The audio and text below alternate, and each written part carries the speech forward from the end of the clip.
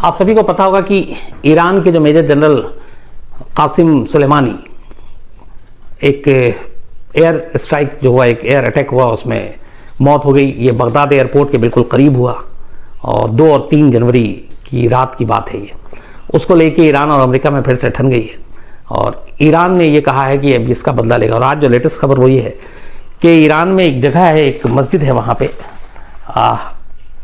कुम करके, और उस मस्जिद के ऊपर एक लाल रंग का झंडा फहरा दिया गया।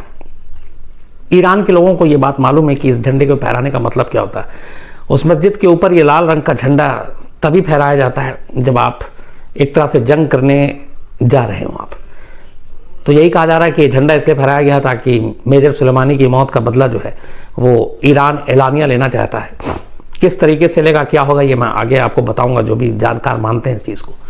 लेकिन पहली चीज़ मेजर कासिम सुलेमानी से भी पहले आते हैं कई सवाल लोगों के मन में। एक, ईरान और अमेरिका में इतनी दुश्मनी क्यों है? करीब 40 साल हो गए, 41वां साल लग गया इन दोनों के बीच की दुश्मनी में, कभी रिश्ते अच्छे नहीं हुए। एक देश का एक मेजर जनरल, उसकी अमेरिका से ऐसी क्या दुश्मनी? किसी देश की आर्मी को या किसी देश की उस आर्मी के चीफ को टेररिस्ट ऑर्गेनाइजेशन या टेररिस्ट अमेरिका कैसे घोषित कर सकता है? ये भी लोगों के सवाल है। एक मेजर जनरल की मौत पे अमेरिका जैसे देश का राष्ट्रपति अमेरिकी फ्लैग को ट्वीट करके अपनी खुशी कैसे जाहिर कर सकता? क्या इतना इंपॉर्टेंट क्यों था वो? ये सारे सवाल हैं। मैं कोशिश करूंगा जितनी मेरी समझ है आप तक इन सवालों के जवाब पहुंचाऊं। अमेरिका और ईरान की दुश्मनी को समझने के लिए पहले ईरान को समझना जरूरी है। ईरान में पहले 50-50 के बाद थोड़ा सा ईरान की जो पूरी सरकार थी उस वक्त, जो शाही वहाँ पे राज था, तो ब्रिटिश जिस तरीके से पूरी दुनिया में छाए हुए थे, ईरान पे भी उनका असर था। और उस वक्त वहाँ पे पहलवी ख़ानदान की हुकूमत थी ईरान में, और पहलवी जो है वो बादशाह, वो ज़्यादातर वेस्टर्न जो कल्चर है और उन चीज़ों की तरफ उनका रुझान था। पैसे बहुत थे, तेल के कुएं नेमत की तरह मिले ईरान को, तो धीरे धीरे वो पैसे भी आए। लेकिन जो बड़े शहर तेहरान और बाकी, वहाँ के लोग तो अच्छे से रहने लगे, लेकिन जो छोटे छोटी जगहों पे थे वहाँ के लोगों में गरीबी, तो अमीरी और गरीबी में बड़ा फ़र्क आया। और ये सारी चीज़ें चलती रही, लोगों में नाराज़गी थी बादशाह को लेकर, उसके फैसले को लेकर, अमीरी गरीबी के फ़र्क को लेकर। इसी दौरान में एक 1962 में एक धार्मिक नेता के तौर पर आयतुल्लाह खुमैनी जो है ईरान की तस्वीर में सामने आते हैं। और 62 में आने के बाद तब तक बहुत सारे वहाँ के जो लोग थे वो इस शाही परिवार के खिलाफ आवाज़ उठाना शुरू कर देता है। तो 62 में आयतुल्लाह खुमैनी भी जो है वो उस वक्त जो आखिरी राजा थे पहलवी ख़ानदान के, शाह रज़ा पहलवी, तो शाह रज़ा पहलवी के खिलाफ आवाज़ उठनी शुरू हो जाती है। और धीरे धीरे आयतुल्लाह खुमैनी चूँकि एक धार्मिक नेता थे, तो लोगों में बड़ा उनका क्रेज़ था, उनके भाषणों का, उनकी बातों का। तो एक तरह से आयतुल्लाह खुमैनी उनका चेहरा बन जाते हैं। 62 में ईरान में ये आंदोलन शुरू होता है 62 में, और इस आंदोलन की जो बेसिक चीज़ थी वो ये थी कि वेस्टर्न कल्चर और बाकी चीज़ों और अमेरिका इन सब की जो है तरफदारी करते हैं पहलवी, जबकि वहाँ पे इस्लामिक कल्चर होना चाहिए। तो चूँकि आयतुल्लाह खुमैनी एक धार्मिक नेता थे, इस्लामिक कल्चर को लेकर आवाज़ उठाई और इस्लामिक और शरिया के हिसाब से सब कुछ हो, उसको लेकर एक आंदोलन चला। लेकिन आंदोलन जब उग्र होता गया तो 2 साल बाद ही 1964 में पहलवी के इशारे पर आयतुल्लाह खुमैनी को फिर बाहर भेज दिया गया। वो एक निर्वासित ज़िंदगी बिताने लगे और वो फ्रांस पहुंच गए, और फ्रांस में ही उन्होंने अगले 14 साल काटे एक निर्वासित ज़िंदगी के तौर पर। इस दौरान में 77 जब 1977 आया तो 77 में फिर ये आंदोलन तेज़ी से आगे बढ़ा। अब स्टूडेंट और बाकी लोग भी इसमें शामिल हो गए, आम लोग भी। ईरान में हालात ठीक नहीं थे, रोज़गार नहीं था, अमीरी गरीबी में फ़र्क था। 77 में ये आंदोलन बहुत तेज़ी से आगे बढ़ा। इसके बाद अब शाह रज़ा पहलवी को लग गया था कि उसका यहाँ पर रहना मुश्किल है। तो फिर शाह पहलवी ने उस वक्त के एक प्रधानमंत्री को सारा अधिकार देते हुए अपने फैमिली को लेकर वहाँ से वो निकल गया, उसने देश छोड़ दिया। अब जो बीच में जिस प्रधानमंत्री को छोड़ा था वो लोगों की आवाज़ को दबाने में लग गए। सेना भी सड़कों पर उतर आई, बहुत सारी गोलीबारी हुई, बहुत सारे लोग मारे गए। और इन पूरी चीज़ों को उस वक्त आयतुल्लाह खुमैनी दूसरे देश में बैठकर एक तरह से वो रास्ता दिखा रहे थे। वो इसको लीड कर रहे थे और ये सिलसिला चलता रहा और इसको नाम दिया गया इस्लामिक क्रांति, जो ईरान में शुरू हुआ था। 78 आते आते इसमें धार्मिक लोग और बाकी लोग भी शामिल होते गए इस आंदोलन में, और ईरान में लगभग कोई ऐसा तबका नहीं था, कोई ऐसी जमात नहीं थी जो इस आंदोलन में शामिल ना हुआ हो। तो कुल मिलाकर ये एक बहुत बड़ा आंदोलन खड़ा हो गया था और इसी वजह से फिर शाह को अपनी फैमिली के साथ वहां से जाना पड़ा। उनके जाने के बाद अचानक 1 फरवरी 1979 को आयतुल्लाह खुमैनी पहली बार तेहरान पहुंचते हैं। एयरपोर्ट पे उनके समर्थक उनका जबरदस्त स्वागत करते हैं और इसके बाद आयतुल्लाह खुमैनी एक पूरा जनमत संग्रह कराते हैं, जो प्रधानमंत्री और शाही परिवार है उसके खात्मे का ऐलान होता है। और इसके बाद ईरान को पहली बार इस्लामिक रिपब्लिक ऑफ ईरान घोषित कर दिया जाता है। नई सरकार बनती है और जो पूरा संविधान था वो ये ईरान का जो 1979 के बाद बना, उसमें यह है कि इसमें सरकार तो सरकार चलाएगी, जो पॉलिटिकल नुमाइंदे हैं वो, लेकिन सबसे बड़ा जो शख्स होगा इस पूरे ईरान का वो एक धार्मिक नेता होगा, जिसके हाथ में सबसे ज्यादा पावर होगा। और इस तरीके से आयतुल्लाह खुमैनी वहां के धार्मिक नेता बने। इसके बाद चुनाव हुए, वहां प्रेसिडेंट और प्राइम मिनिस्टर भी होता है, आज भी है, लेकिन सबसे बड़ा दर्जा धार्मिक गुरु को होता है, वो आयतुल्लाह खुमैनी। तो संविधान के तहत आयतुल्लाह खुमैनी को पूरे जीवन भर उस धार्मिक गुरु का खिताब दिया गया कि जब तक वो जिंदा रहेंगे वो इस पद पे बने रहेंगे। तो 1979 में इस्लामिक क्रांति एक तरह से कामयाब रहा, शाही परिवार का अंत हुआ, आयतुल्लाह खुमैनी वहां के धार्मिक गुरु बने और पूरी दुनिया में ईरान पहला जो है वो एक तरह से शिया बहुल देश बना। अब यहीं से गड़बड़ शुरू होती है 1979 से, क्योंकि इस क्रांति ने ईरान को एक तरह से दुनिया का पहला शिया मुल्क घोषित कर दिया। अब तक जो गल्फ में, खासतौर पर मिडिल ईस्ट में सारे जो देश थे, उसमें सबसे बड़ा तेल के भी हिसाब से अगर हम बात करें, तेल के कुएं, तेल का निर्यात सऊदी अरब है। सऊदी अरब सुन्नी बहुल देश, मिडिल ईस्ट में बाकी जितने भी देश हैं वो सब सुन्नी बहुल देश हैं। अब यहाँ पे एक टकराव शुरू हो गया ईरान के और आयतुल्लाह खुमैनी के, वहाँ के धार्मिक गुरु बनने के बाद, इस्लामिक क्रांति के बाद जो सत्ता परिवर्तन हुआ, अब वहाँ मुस्लिम देशों में ही टकराव शुरू हो गया, एक तरफ शिया देश, एक तरफ सुन्नी देश। सऊदी अरब ने अमेरिका का हाथ पकड़ा, अमेरिका का दोस्त बना, अमेरिका ने भी कहा कि उसके हित की रक्षा करेंगे। उधर 1979 के इस कामयाब क्रांति के बाद पड़ोस में इराक है। सद्दाम हुसैन को अब डर ये लगने लगा कि जिस तरीके से ईरान में क्रांति हुई और वहाँ की शाही परिवार को हटाया गया और वो एक इस्लामिक राज्य बना, और चूंकि इराक में भी बहुत बड़ी तादाद में शिया रहते हैं, वहाँ पॉपुलेशन जो है वो 52 और 48 या 51 या 49 है रेशो के हिसाब से। जो मेजोरिटी है वो शियाओं का है इराक में भी, 51% शायद पॉपुलेशन इस वक्त शियाओं की इराक में और 49% सुन्नियों की है। सद्दाम से पहले लगातार इराक में भी जो है वो माइनॉरिटी में होने के बावजूद सुन्नियों का शासन रहा, लेकिन 2005 में जब सद्दाम का तख्ता वख्ता पलट गया तो फिर वहां पे पहली बार सुन्नी जो है वो वहां की सरकार के मुखिया बने। तो उस वक्त जब 1979 में हुआ तो सद्दाम हुसैन को यह खतरा लगने लगा था कि इराक में भी कहीं शिया क्रांति ना हो जाए और सब कुछ उलट पुलट ना हो जाए, और इसीलिए इस क्रांति को दबाने से पहले ही 1980 में सद्दाम हुसैन ने ईरान से जंग शुरू कर दी, जो 8 साल तक चला। 1980 में शुरू, 88 तक चला, जिसमें लाखों लोग दोनों तरफ से मारे गए। तो ईरान की ये क्रांति जो है, ये न सिर्फ इस क्रांति ने दुनिया में काफी असर डाला, यही क्रांति शायद ईरान और इराक के जंग की वजह भी बनी, क्योंकि सद्दाम हुसैन डर गया था और उसकी वजह से ये जंग कि इराक में शियाओं की आवाज को उस वक्त दबा दिया जाए। अब जब जो जंग शुरू हुई ईरान और इराक के बीच में, यहीं से अमेरिका और ईरान की दुश्मनी की एक तरह से बुनियाद पड़ती है। जंग ईरान और इराक के बीच में, लेकिन अमेरिका ने साथ दिया इराक का, यानी सद्दाम हुसैन का, और उस वक्त सद्दाम हुसैन सत्ता में थे। ईरान को इससे बहुत नुकसान हुआ, फौजी तरीके से, हथियारों के तरीके से देखें तो अमेरिका ने खुलकर सद्दाम हुसैन की मदद की 1980 में। देखिए 20-22 साल बाद यही अमेरिका था जिसने फिर सद्दाम हुसैन को तख्ते से हटाया और फांसी की सजा दी और मौत दी भी। तो ये अमेरिका की पूरी पॉलिसी आप इससे समझ सकते हैं। तो 1980 में जब ईरान इराक के बीच में जंग हुई तो उस जंग में अमेरिका ने ईरान की वजह इराक का साथ दिया।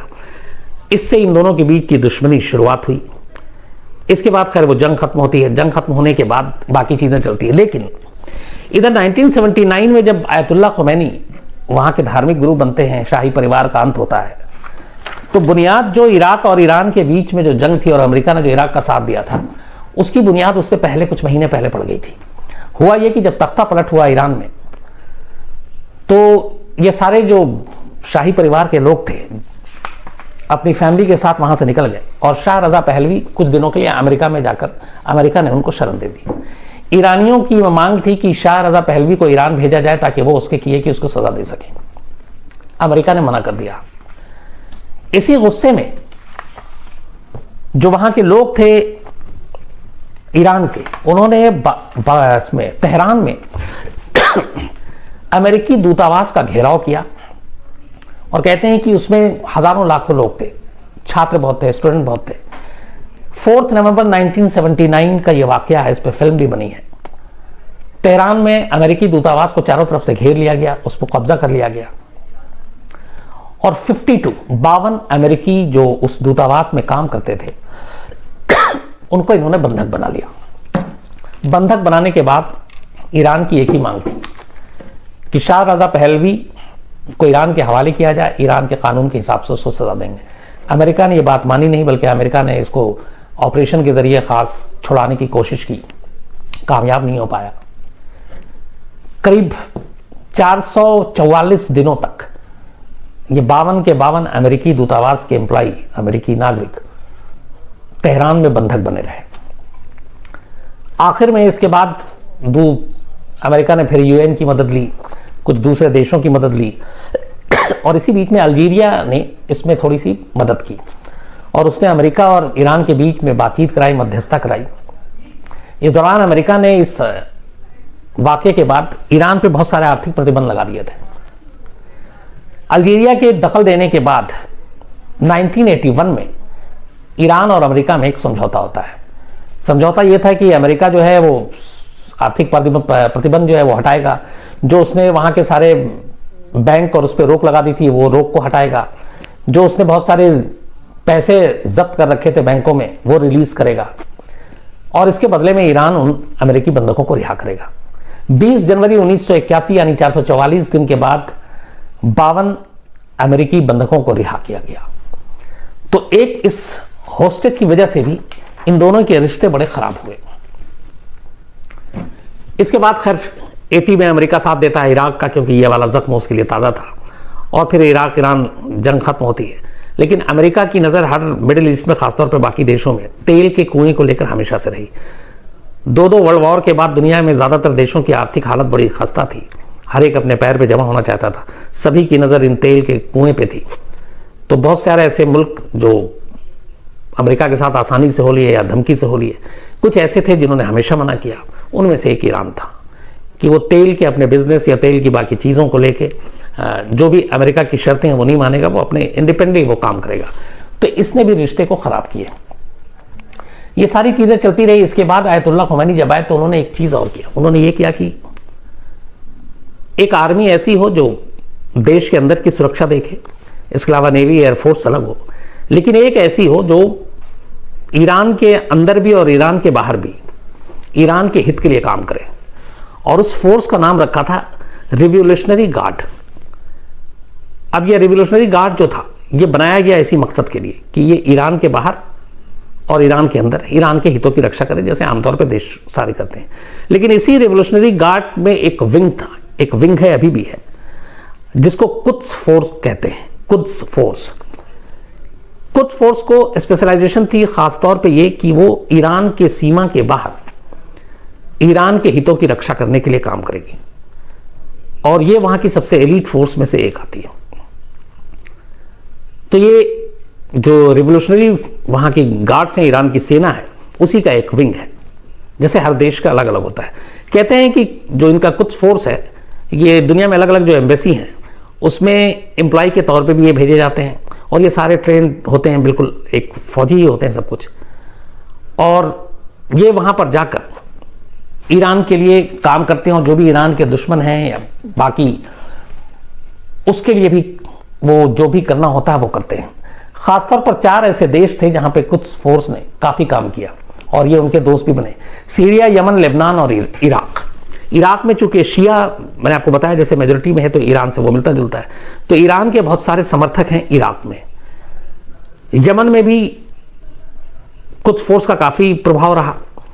सीरिया में बशर अल असद की सरकार है और 2011 से वहां से जो एक गृह युद्ध जैसे हालात हैं, क्योंकि वहीं पे विद्रोही गुट ने बशर अल असद को हटाने के लिए एक जंग छेड़ रखी थी, उसमें कुर्दिश और बाकी लोग थे। लेकिन ईरान ने ये लिया स्टैंड कि वो बशर अल असद की सरकार को बचाएगा, तख्ता पलटने से वो रोकेगा। अब यहां पे ताकत ये हो गई कि अमेरिका जो है वो चाहता था कि सीरिया में तख्ता पलट हो और वो बशर अल असद सरकार के खिलाफ है। रूस जो है वो भी बशर अल असद सरकार के फेवर में है जैसे ईरान है। तो अब यहां सुपर पावर अलग अलग हो गए। लेकिन ईरान की मजबूरी ये थी कि ईरान का कहना था कि सीरिया को किसी तरह बचाना है, क्योंकि अगर सीरिया हाथ से निकल गया तो फिर तेहरान भी हाथ से निकल सकता है। अब दो चीजें यहां पर और हैं कि ईरान जिस तरीके से इसकी भौगोलिक स्थिति है वो घिरा हुआ है, एक तरफ इजराइल है, एक तरफ इराक है, यमन है, सीरिया है, कुवैत है। तो इन चीजों को देखते हुए उसकी जो स्थिति है वो हमेशा नाजुक बनी रहती है। इजराइल से ईरान की शुरू से दुश्मनी है। अमेरिका ओपनली ईरान के खिलाफ है। और सबसे बड़ी बात यह कि सऊदी अरब वो ईरानी विचार, और चूंकि ईरान एक शिया बहुल मुल्क है तो वो उसके सोच और मिजाज दोनों नहीं मिलते। दूसरा, अब तक गल्फ में यह है कि सऊदी अरब की ही एक तरह से एक तरफा राज था, एक छत्र, क्योंकि वो एक तो सऊदी अरब है, हज के लिए लोग वहीं जाते हैं, मक्का मदीना सब कुछ वहीं है। तो सुन्नियों का एक सबसे बड़े गढ़ के तौर पर अगर आप दुनिया में देखें तो सऊदी अरब, तो सऊदी अरब के लिए अब तक सब कुछ ठीक था। लेकिन ईरान के साथ उसकी यही मजबूरी थी कि ईरान एक शिया बहुल देश है और बहुत सारी चीज़ों में शिया और सुन्नी में इख्तलाफ है, मतभेद है। तो इसको लेकर सऊदी अरब शुरू से अमेरिका के साथ रहा। अब ये सारी पृष्ठभूमि हो गई, सारी आपको जमीन तैयार हो गई। अब ये जब कुछ फोर्स बना और इसने खासतौर पे सीरिया में जिस तरीके से बशर असद सरकार की मदद करनी शुरू की तो अमेरिका को भी ये बुरा लगा। इस दौरान में ईरान पे न्यूक्लियर बॉम्ब को लेके भी बनाने के लिए अलग अलग बिजली घर और इसके जरिए ये एटम बॉम्ब और ये बनाने की कोशिश कर रहा है। तो अमेरिका और यूएन इन तमाम लोगों ने कई बार प्रतिबंध लगाए। ईरान की माली हालत भी खराब हुई, लेकिन ईरान फिर भी खड़ा रहा। फिर जब बराक ओबामा की सरकार आई तब बराक ओबामा ने एक 10 साल के लिए एक समझौता हुआ, न्यूक्लियर प्रोग्राम को भी लेकर हुआ। लेकिन इस समझौते के खिलाफ बाद में जब ट्रंप आए तो ट्रंप को शुरू से ही जब चुनाव लड़ना था तभी से इस समझौते के खिलाफ थे। और 2018 में जो 5 अलग अलग, चीन, रूस, फ्रांस, अमेरिका, इन लोगों ने मिलकर ईरान के साथ समझौता किया था। 2018 में डोनाल्ड ट्रंप ने उस समझौते को तोड़ दिया और उसके बाद फिर से जो आर्थिक पाबंदी और बाकी दूसरी पाबंदी थी वो लगा दी। तो ये रिश्ते वैसे ही खराब रहे। इससे पहले कुछ फोर्स की जो रेवोल्यूशनरी गार्ड का जो विंग है, 1998 में इस फोर्स का गठन हुआ और बाद में फिर मेजर कासिम सुलेमानी को इसका हेड बनाया गया। अब मेजर कासिम सुलेमानी अमेरिका के हिट लिस्ट में क्यों? जब ईरान इराक वॉर के बाद सद्दाम हुसैन का तख्ता पलट गया, सद्दाम हुसैन के तख्ता पलटने के बाद 2005 में जब इराक में चुनाव हुआ और अमेरिका की ही निगरानी में सब कुछ हो रहा था, तो उस वक्त 52% या 51% वहां पे शियाओं की आबादी है। तो यह हुआ कि कौन बनेगा प्रधानमंत्री, कौन बनेगा राष्ट्रपति। तो उसको लेकर इराक के जो शिया बहुल नेता थे उन्होंने ईरान से संपर्क करना शुरू किया और ईरानी नेतृत्व से बात करनी शुरू की। क्योंकि इराक में भी जो आर्मी का एक विंग है उसमें बहुत बड़ी तादाद में शिया है, जो मिलिशिया एक गुट है उनका, और वो सारे ईरान को लेकर सॉफ्ट कॉर्नर रखते हैं। तो मेजर सुलेमानी ने 2005 में जब इराक में सरकार बनी सद्दाम हुसैन के जाने के बाद उसमें बहुत बड़ा रोल प्ले किया। और इराक की सरकार भी कहते हैं कि ईरान के समर्थन से और ईरान को लेकर उनका सॉफ्ट कॉर्नर, क्योंकि वहां के प्रधानमंत्री भी शिया। तो एक तो ये चीज हो गई। इसके बाद अब इराक और ईरान के बीच में ये जो रिश्ते थे सद्दाम हुसैन के बाद नई सरकार में, वो थोड़े से शियाओं और दोनों तरफ की उसको लेकर थोड़े ठीक ठाक होने लगे।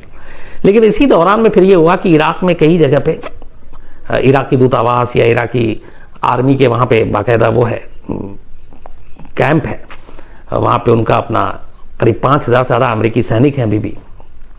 उन पे कुछ हमले हुए, कुछ दूतावास पे हमले हुए, कुछ कर्मचारी अमेरिकी, कुछ ठेकेदार, कुछ अमेरिकी सैनिक ये मारे गए उस वक्त जब ये सद्दाम हुसैन से सारी चीज़ें चल रही थी। तो अमेरिका का इल्ज़ाम है कि अमेरिकी सैनिकों पे, अमेरिकी कर्मचारियों पे, अमेरिकी दूतावासों पे जो हमले हुए वो हमले मेजर कासिम सुलेमानी के इशारे पर हुए, क्योंकि major Qasem Soleimani Quds force के चीफ और वो अमेरिका से शुरू से अमेरिका को नापसंद करता और इसीलिए ये सारे हमले हुए। तो इसी चीज़ों को ध्यान में रखते हुए 2007 में अमेरिका ने रेवोल्यूशनरी गार्ड और साथ में कुद्स फोर्स के चीफ मेजर कासिम सुलेमानी को टेररिस्ट डिक्लेयर कर दिया और रेवोल्यूशनरी गार्ड को, जो ईरान की मतलब एक आर्मी फोर्स है पूरी, उस पूरी आर्मी को भी उन्होंने एक टेररिस्ट ऑर्गेनाइजेशन डिक्लेयर कर दिया। दुनिया में ऐसी दूसरी मिसाल कोई नहीं है कि किसी देश की सेना को और किसी देश के सेनापति को कोई टेररिस्ट डिक्लेयर कर दे, बट ये हुआ 2007 में, अमेरिका ने किया।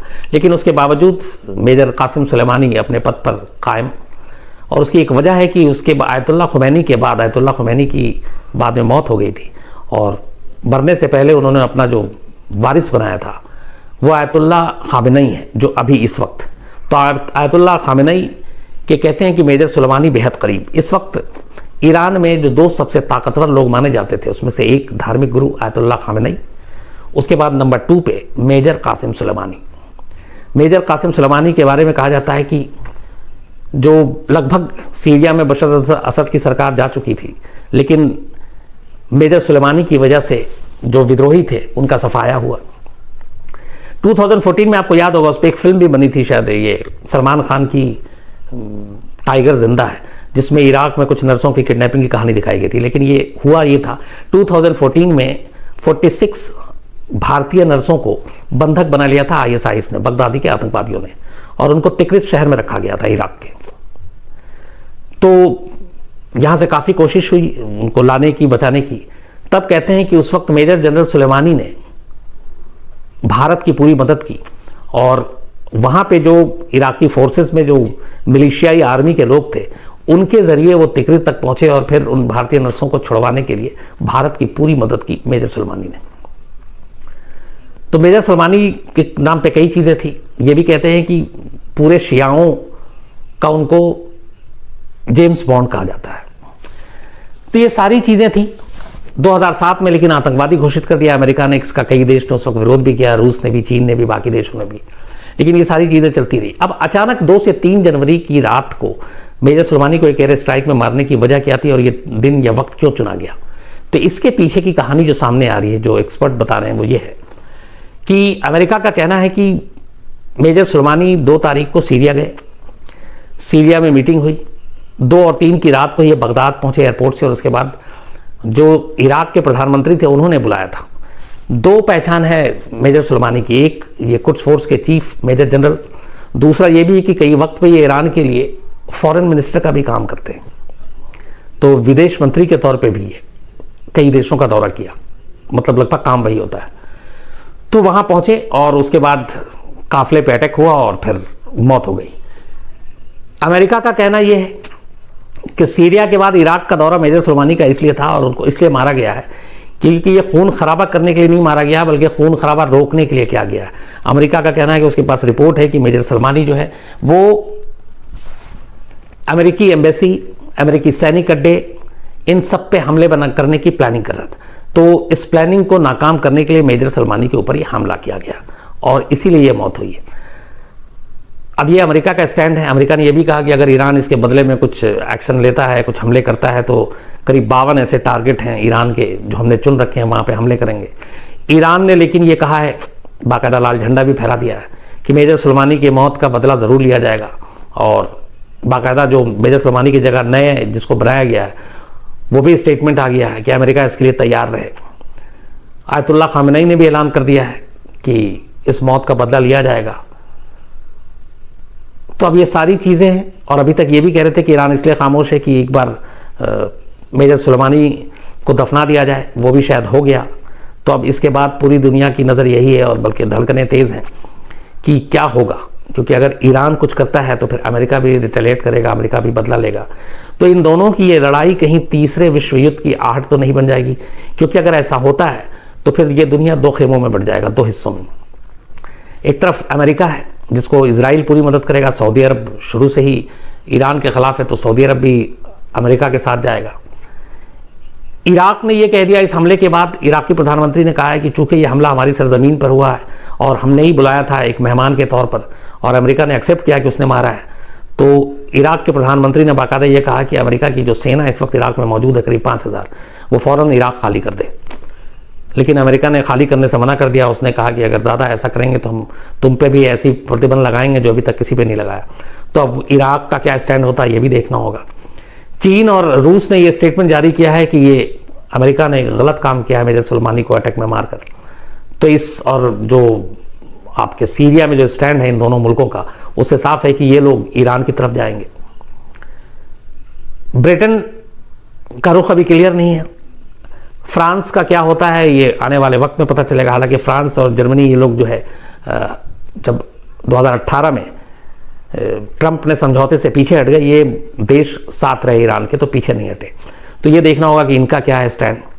तो कुल मिला के बस दुआ यही होनी चाहिए कि ऐसा कुछ ना हो जिससे तीसरे विश्व युद्ध का खतरा बन रहा है, क्योंकि जंग जो है वो हमेशा कई साल पीछे ढकेल देती है इंसान को, तरक्की को, बाकी चीज़ों को। और सबसे बुरा असर जो पड़ेगा वो फिर तेल की कीमतों पर पड़ेगा। कच्चा तेल और उसकी सप्लाई, वो सारी चीज़ें रुक जाएंगी। तो पूरी फिर जब तेल की कीमत पर कोई चीज़ का असर पड़ता है तो फिर आप ये मान के चलिए कि आपके किचन की हर चीज़ महंगी होगी, क्योंकि फिर उसी तेल से आप ट्रेन या सड़कों के रास्ते, चाहे वो अनाज हो, फल हो, सब्जी हो, दूध हो, इसको ढोकर लाया जाता है, तो वो सारी चीज़ें भी महंगी हो जाएंगी। तो ख़तरा यही है कि कहीं अगर ऐसा इन दोनों के बीच में कुछ होता है और ईरान जो है वो ये कह भी रहा है कि बदला लेना है, तो उसका बदला लेने के बाद अमेरिका भी चुप नहीं रहेगा। तो फिर कहीं ये दोनों की ये आपसी जो दुश्मनी है ये दुनिया को जंग के उसमें न झोंक दे। खतरा इस बात का है। पर दुआ यही है कि ऐसा ना हो, सभी सुख शांति से रहे, अच्छे रहे। तो ये कोशिश थी मेरी पूरी, आपको Iran, Iraq, America, major Soleimani की चीज़ों को समझाने की। पता नहीं मैं अपनी इस कोशिश में कितना कामयाब रहा।